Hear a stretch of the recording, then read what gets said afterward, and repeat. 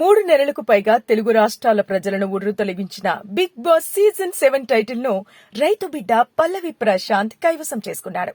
ఆదివారం రాత్రి ఎంతో ఉత్సాహభరితంగా సాగిన గ్రాండ్ ఫినాలే చివరిలో బిగ్ బాస్ ఇంట్లో మిగిలిన ఇద్దరు కంటెస్టెంట్లు పల్లవి ప్రశాంత్, అమర్దీప్ లను హోస్ట్ నాగార్జున స్టేజ్ పైకి తీసుకొచ్చారు. అనంతరం విజేతగా పల్లవి ప్రశాంత్, రన్నర్ అప్ గా అమర్దీప్ అంటూ అనౌన్స్ చేశారు. విన్నర్ హోదాలో పల్లవి ప్రశాంత్ కు 35 లక్షల రూపాయల ప్రైజ్ మనీ అందించారు.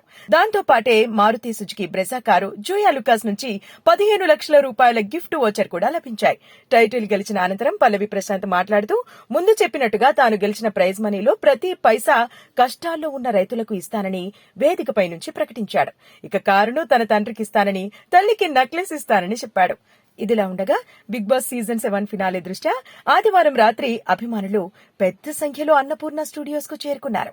పల్లవి ప్రశాంత్ విజేత అని తెలియగానే ఆనందంతో అతడి ఫ్యాన్స్ సంబరాలు చేసుకున్నారు. ఈ సందర్భంలో అక్కడే ఉన్న అమర్దీప్ ఫ్యాన్, పల్లవి ప్రశాంత్ అభిమానుల మధ్య ఘర్షణ జరిగింది.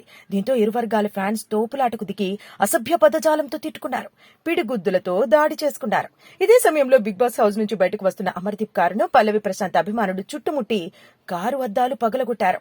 అమర్ కారు దిగాలంటూ పెద్ద ఎత్తున నినాదాలు చేశారు. వాహనాన్ని ముందుకు కదలనీయకుండా అడ్డుకున్నారు. ఈ పరిణామంతో కారులో ఉన్న అమర్ తల్లి, అతడి భార్య తీవ్ర ఆందోళనకు గురయ్యారు. అభిమానుల మధ్య జరిగిన వాగ్వాదమే ఈ అనూహ్య పరిణామానికి కారణమైంది.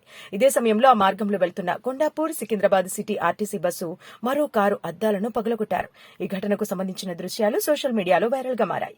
ఈ ఘటనపై సమాచారం అందుకున్న పోలీసులు అన్నపూర్ణ స్టూడియోస్ కు చేరుకుని ఇరు వర్గాల అభిమానులను చెదరగొట్టి భద్రత మధ్య అమర్దీప్ ను అక్కడి నుంచి పంపించారు.